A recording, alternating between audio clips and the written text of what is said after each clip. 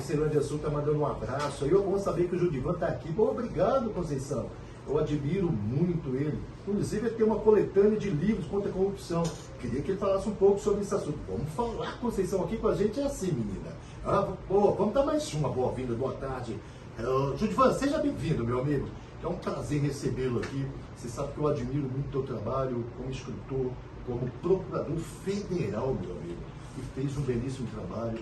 Tem aqui essa coletânea aqui. Eu quero saber, quem é Judivan? Onde nasceu? Onde mora? Quem são seus pais, meu amigo?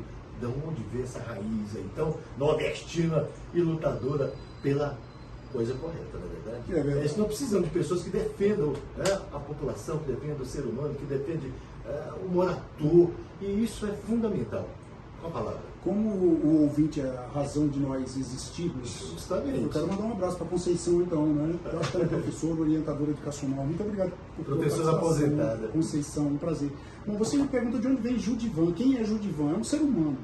Eu acho que o fundamental na vida, Josiel e Rangel, é que as pessoas, às vezes, vão esquecendo que estão lidando em sociedade com seres humanos. Acabam, às vezes, transferindo carinho para animais pouco racionais.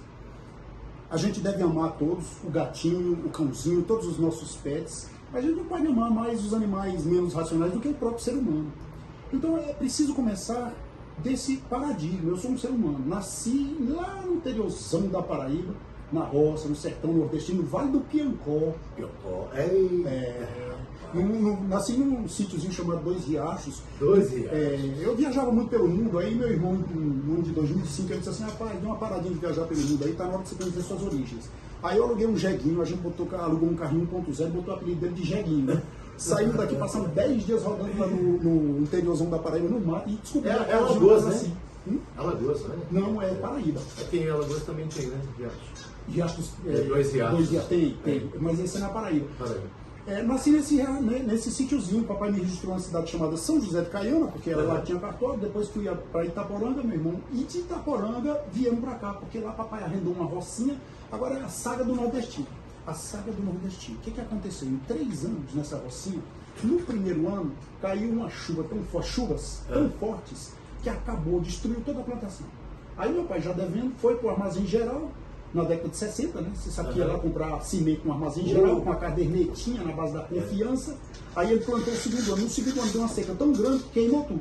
Aí no terceiro ano ele plantou de novo, só que ele já devia tanto que não deu para pagar os credores. Aí teve que vir embora para Brasília. Aqui ele foi peão de obra, a gente foi morar na 21 da Ceilândia do Norte, e por lá ele me botava já aos 7 anos de idade no caminhãozinho de pau de arara. A gente saía na década de 1971, estava começando o Guará 2, construindo as casinhas. Sim. Aí ele dizia, meu filho, se você carregar um tijolinho e ajudar o papai a fazer uma massa, você vai ser um ser humano melhor. Deu certo, cara, tem que trabalhar mesmo. E aí estamos em Brasília até hoje. O resto foi estudar, porque a mamãe chegou e disse pra mim assim, ó, eu até vi com minha esposa ali agora há pouco, e eu vi um morador de rua puxando um cachorro, né? Eu falei pra ela, olha, essa é uma situação, a da minha família é diferente. A gente era o cachorro que puxava a família, se brincasse, tão pobre, miserável. Economicamente falando, nós éramos tão pobres que nós estávamos numa situação de miseráveis econômicos dentro da pirâmide social. Mas minha mãe me salvou, porque ela chegou e disse, meu filho, para pessoas como nós só tem uma saída. Eu não vou dizer que só tem uma, mas era o que ela entendia. Ela disse assim, é estudar e trabalhar. E foi o que eu fiz, irmão. Mas é verdade. É verdade. O seu pai era pedreiro. Pedreiro. Ele faleceu agora em 2020, aos 94 anos de idade. 94? 94. Mamãe faleceu aos 77. Eu tive a felicidade de ter mãe. Aproveitou bem, papai e mamãe. Papai e mamãe. E é bom aproveitar. Ficou só saudade é agora. bom demais. Só saudade, Rangel. Outro dia eu estava em conversa com o pessoal de Angola, né? Aí eu perguntei para eles, gente, esse negócio de papai e mamãe que a gente usa no Brasil, eles disseram, vem daqui da África mesmo, é uma mania de africana, sabia? Os africanos de Angola, chamam de papai e mamãe carinhosamente. Judivan, você tem uma coletânea, meu amigo, né? Você é autor de uma coletânea e uma coleção sobre corrupção no Brasil, né? Como que surgiu essa ideia? Você, como procurador federal, né? Tem uma missão grande que é fiscalizar. Como é que surgiu, né? Dê licença aqui, olha aqui que bacana. Uma coletânea, meu amigo. Foi a primeira que você lançou, são 5, não é isso? Perfeito, são 5 livros. 5 livros, não é isso? Perspectiva e História da Corrupção. Como é que surgiu a história desse livro, meu amigo? Conte um pouquinho pra gente aí. Olha, eu venho dedicando a minha vida, Josiel, né? Porque eu me formei em 1993 no UniCeub, né? O meu discurso, eu fui escolhido o orador da turma, o meu discurso já foi contra a corrupção ali. Aquela história de Brasil, ame ou deixe, da década de 70, que era o lema, eu fiz uma redação, isso ficou notório e tudo mais. Aí, isso em 1993. Em 1994, eu fiz, depois de me formar em Direito, eu fiz especialização na UNB e pela Associação dos Diplomatas da Escola Superior de Guerra, a DESG, em Política. Então, eu me tornei especialista em Política, né? E quando foi em 2003, olha que interessante, então aí nosso trabalho foi sobre a Amazônia, Angel e querido ouvinte. Porque nós tivemos acesso... O pulmão do mundo. O pulmão do mundo. Nós tivemos acesso a alguns ofícios secretos. Eu estava fazendo curso pela DESG e pela UNB. E o meu grupo de trabalho teve acesso a alguns ofícios de Giscard d'Estaing, presidente francês, combinado com o presidente norte-americano, em um plano que eles tinham para internacionalizar a Amazônia. Todo mundo já ouviu falar disso. E eles pretendiam nominar o Brasil como apenas um guardião internacional da Amazônia. Então, o meu trabalho, junto com o meu grupo, na DESG e da UNB, de política, né, e estratégia, foi o meu curso de especialização primeiro, foi contra essa ideia dos franceses e dos norte-americanos. E para isso, eu tinha umas contribuições que eram dadas dentro do Brasil mesmo, para ver se cedia a Amazônia para esses caras. Isso foi em 1994. Bom, em 2003 a ONU, olha que interessante, em 2003 a ONU lança a Convenção Internacional contra a Corrupção, 2003.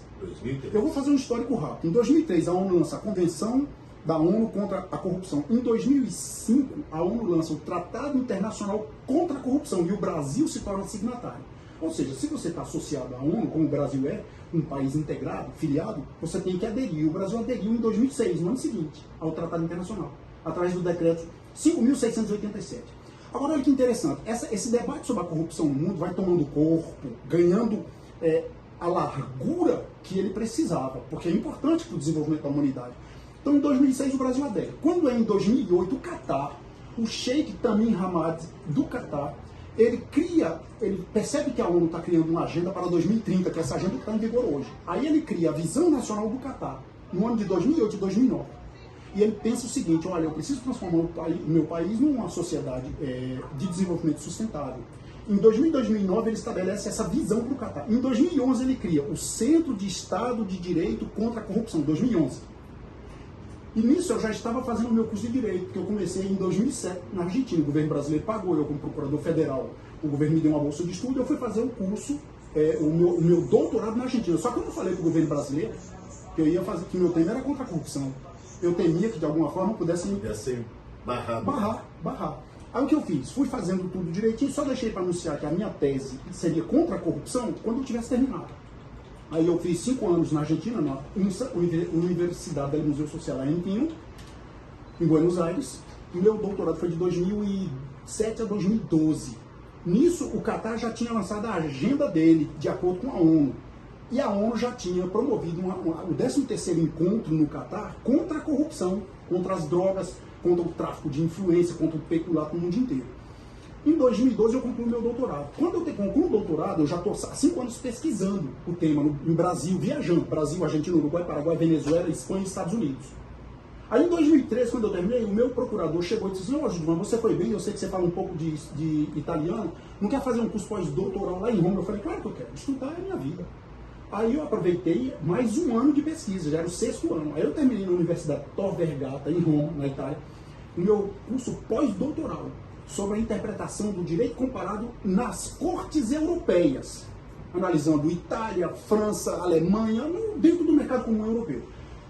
E com mais 1 ano de pesquisa, aí eu lancei a primeira e única enciclopédia do mundo que você tem às mãos. Tá aí, são 5 livros. O primeiro livro trata da perspectiva histórica. O que eu queria? Eu queria demonstrar para as pessoas, para vocês que estão me ouvindo, por exemplo, que a corrupção não é de hoje. Ela tem uma história, como todos nós temos. As pessoas olham para Josiel e para Rangel e acham que vocês são produtos acabados. Ah, é?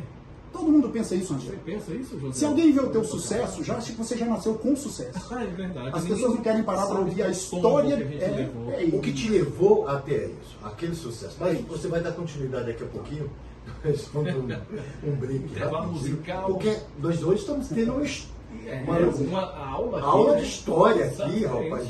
Olha, Nosso vocês vão amigo Gildivan. vocês vão saber, inclusive, para vocês terem ideia aí, vocês vão saber o porquê a corrupção começou no paraíso. É mesmo? Vocês vão saber o porquê. Lá no Adão e Eva? Vocês vão saber daqui a pouquinho. Vamos, Bruninho. Beleza? Judivan, nós estamos falando aqui sobre a corrupção, meu amigo. Eu queria saber de você o seguinte, Kim. Em termos de da corrupção, o Brasil está em que posição, meu amigo? E eu quero saber de você também, já aproveitando o engajo, né? Engajar aí na mesma pergunta aí. Por que a corrupção começou no paraíso? Vamos lá. Uma coisa importante que a gente tem que entender é que a minha história, a história do Rangel, da minha esposa, de todos os ouvintes que estão por trás aí, né, nos prestigiando, é que é uma história de tentativa de construção, certo? Sim.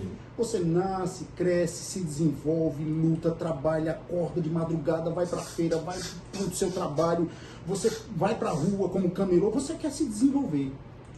A história da corrupção é o oposto. É uma história de destruição. Enquanto seres humanos, nós queremos construir e nos desenvolver. A corrupção é como se fosse um câncer, dando metástase no tecido social. Eu vou tomar a liberdade de dizer que minha mãe morreu de câncer. Eu cheguei no hospital aqui em Brasília, o médico olhou para mim, para os meus irmãos, 7 filhos, e disse assim, olha, a mãe de vocês tem câncer, tem 6 meses de vida. Eu digo para ela ou não, meus irmãos titubearam, eu falei, não tem que dizer, porque a gente tem que estar consciente de tudo. Chega, mamãe, a senhora tem 6 meses de vida. Aí eu, na época, tinha passado um concurso público, depois de estudar muito, etc. Já não era mais aquele filho do pedreiro que andava no caminhão de pau de arara, nos canteiros de obra, mas foi ali que eu aprendi a comer com todos os peões. Até hoje eu me amarro num quiosque, num peão, eu acho chato às vezes. Vou para todo lugar, mas eu gosto de flutuar. No restaurante, eu vou de Reginaldo Rossi a YouTube. Aí sim, hein? Eu gosto de flutuar. Bem eclético. Eu gosto de flutuar. Resultado da parada, meu irmão. Então, a mamãe ainda teve 6 anos de vida porque eu coloquei a ela no meu plano de saúde do serviço público. Então foi uma glória para mim. Eu digo, pô, vou dar para minha mãe a recompensa que ela me deu por me livrar da miséria com o conselho de estude e trabalhe, meu filho. As pessoas olham para mim, para você, como eu disse antes, e pensam sempre que você é esse produto acabado, mas não é. A gente vive se construindo todo dia como uma fortaleza na qual você põe um tijolinho para levantar essa grande parede, depois até o dia que chega de você colocar o quadro na parede, que é a fase final, você está decorando sua casa. A corrupção é como aquele tornado nível 5, que vem destruindo a tudo e todo, lá no meio do mar, a corrupção. A corrupção é assim, é um ato de destruição, porque vem do prefixo da palavra latina, corromper, ou seja, romper alguma estrutura. Aí você me perguntou, onde nasceu a corrupção? Aí eu disse, no céu. O Jô Soares, você até citou a entrevista que eu dei no Jô Soares, ele riu, todo mundo riu, por quê? Porque é lá no céu. Quando você vai para o mundo cristão, toda a teoria criacionista acredita que há um Deus, há um supremo criador que criou essa parada. Então eu vou partir do paradigma cristão, tá bom? Deus está no céu e ele pega a famosa estrela da manhã que a igreja de Satã, do satanismo fundou, até a igreja do diabo, com base nessa passagem bíblica de Ezequiel, a estrela da manhã que eles consideram que é o diabo. Mas o fato é, Deus tinha todos os seus anjos, arcanjos e etc. E um deles era Lucifer. Lucifer é um arcanjo, rapaz, um arcanjo de luz, mano. O nome de Lucifer significa anjo de luz. Mas o Lucifer se interessou pelo trono de Deus. Ele disse, peraí, eu vou arrumar um golpe de estado aqui no céu, aí eu vou me... E aí ele, sabe o que ele começou a fazer? É corromper. Ele corrompeu o arcanjo, ele corrompeu anjos, para se aliar no exército dele. Isso tudo para dar um golpe de estado. Isso é corrupção, irmão. Ele queria romper o sistema de equilíbrio que existia no paraíso celestial. Aí veja bem, quando Deus percebeu aquela história do caba corrupto que juntava uma mão com a outra para fazer umas orações com os amigos dele, querendo derrubar Deus, Deus disse, agora eu vou pegar essa besta fera e vou tirar do céu. E foi o que Deus fez. Lançou ele para baixo, por causa do sistema de corrupção que Lúcifer criou no céu. Aí quando ele chegou aqui, diz lá a história do Gênesis, que ele olhou as criações de Deus e viu que Eva era bonita, que só Adão era bonito, que só ia aquele negócio de comer no paraíso. E Deus tinha dito, rapaz, não coma da árvore que está ali, viu, Adão, Eva. Aí o que Satanás fez? Um caba corrupto como ele é, ele chegou e bisoou no ouvido de Adão e Eva, rapaz, vocês têm que comer da árvore do conhecimento do bem e do mal. E aí ele corrompe a relação que Deus tinha com a criação, que é o ser humano. Aí então a corrupção que nasceu no paraíso celestial, desceu para o paraíso terrenal, desceu para a terra. Aí os seres humanos, como foi que nasceu a Grécia, como foi que nasceu o Egito, como foi que nasceu o Brasil, como foi que nasceram as civilizações? Meu irmão, não nasceu do jeito que está hoje aí. A vida não é esse produto acabado, é aos pouquinhos. os seres humanos se uniram ali na caverna. O que um ser humano mais precisa? Ele precisa de abrigo, que é a caverna, ele precisa de alimento, por isso que os caras saíam para caçar na época do Homem das Cavernas, e ele precisa de segurança, porque os animais, os predadores, todo corrupto é um predador. Mas naquela época o predador era o leão, o tigre, o dinossauro que começou primeiro, depois ele morre, o homem vem. Aí o ser humano começa a buscar proteção. Aí ele começa a se unir com outra família. Quando uma família se une com outra família, nasce a vila. Quando a vila se une com outra vila, nasce a cidade. Quando a cidade se une com outra cidade, nasce o país. Quando um país se une com outro, nasce a ONU. Resultado da parada. Em todo esse convívio humano, a corrupção ela se introduziu porque o ser humano é corrupto.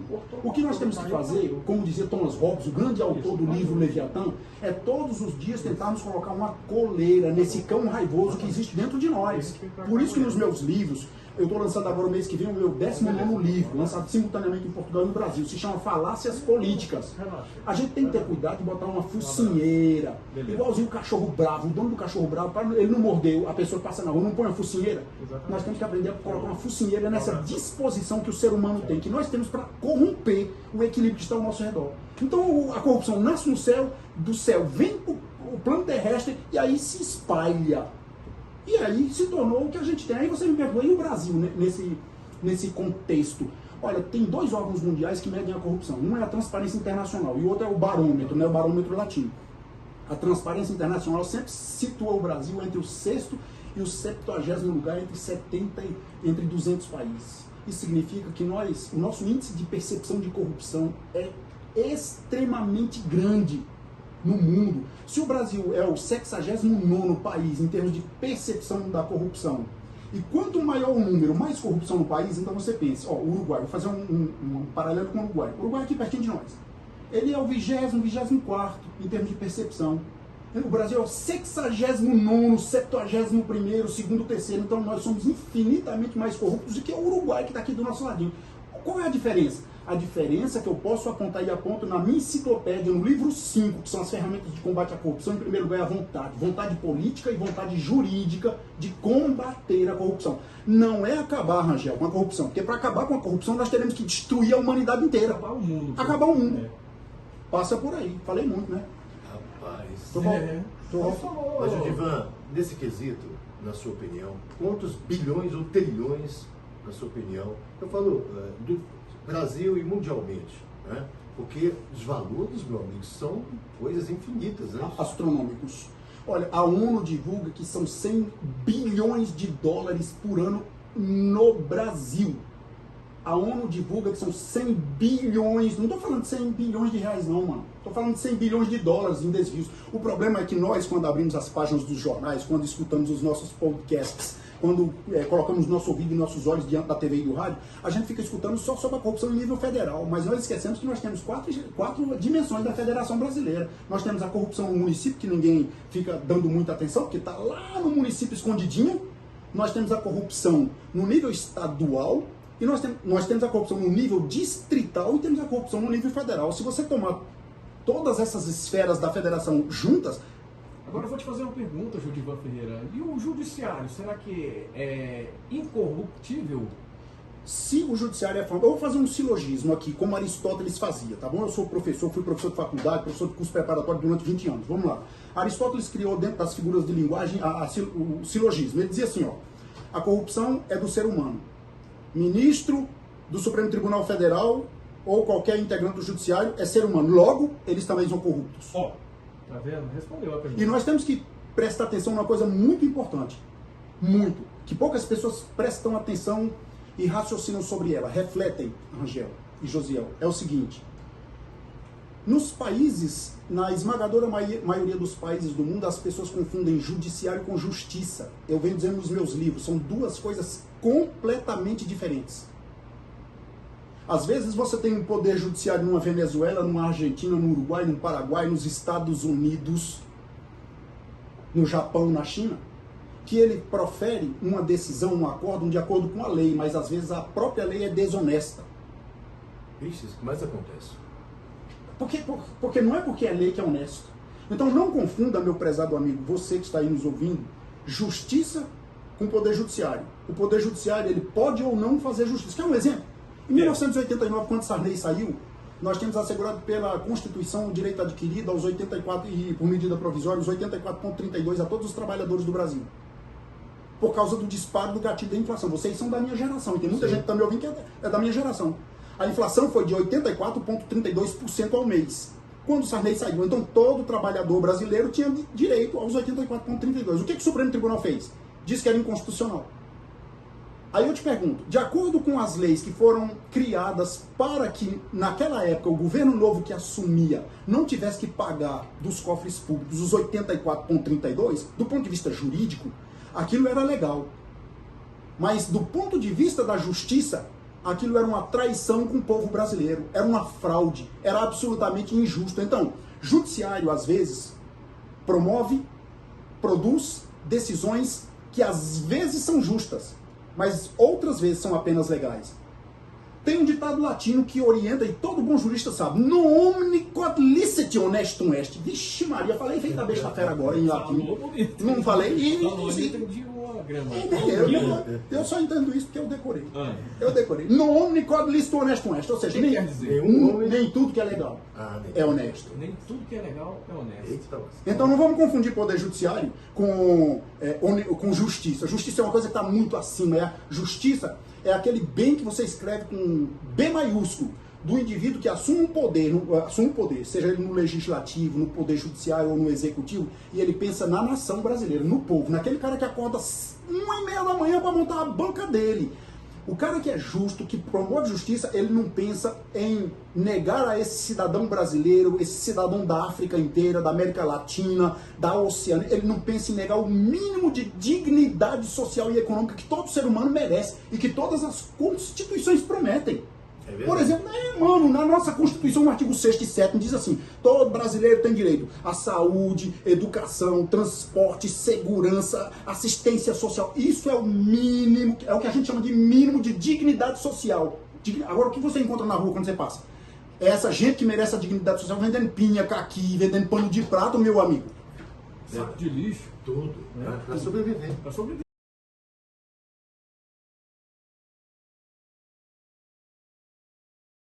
A ONU estima que o desporto mundial gira em torno, é uma indústria tão forte que gera em torno de 756 bilhões de dólares aos cofres do mundo. Então é muito ativo envolvido. Por exemplo, não é difícil de entender isso. O Ronaldão Fenômeno chegou e comprou o Cruzeiro aqui por mais de 400 milhões de reais. Pagou bonito lá, rindo. A 777 comprou o Vasco por quantos milhões? 700 milhões de reais. Justamente. E quantos times brasileiros estão aderindo à SAF? Botafogo é um exemplo. Botafogo é um exemplo do John Textor. Sim. Bahia é 1 bilhão. Bahia, né? Bahia? 1 bilhão. O Bahia está beirando 1 bilhão. É o grupo City, né? Que está querendo comprar. O Manchester City está aí. Então, já comprou? Olha que interessante. Notícia aí para a torcida do Bahia. Contrato assinado. Então são mais de 756 bilhões de dólares por ano. Agora, você não acha que... Você pensa que não tem corrupção dentro do esporte? Quantas vezes nós vimos aí denúncias contra a Confederação Brasileira de Vôlei, de Basquete, de tiro ao CBF? Quantos presidentes da CBF presos do YouTube? Escritor Judivan Vieira.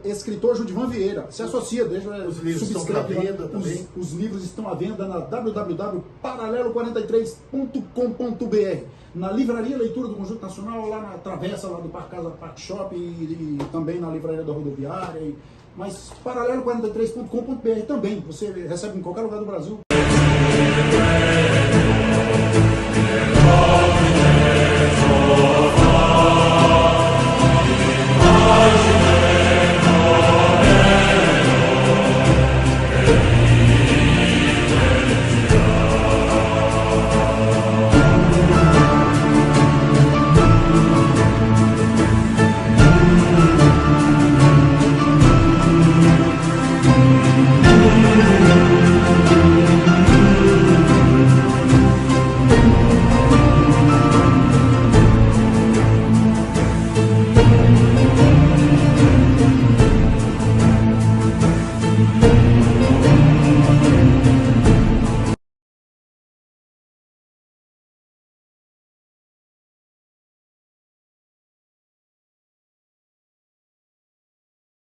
This encyclopedia by Professor Judivan J. Vieira, Ph.D., is the first of its kind.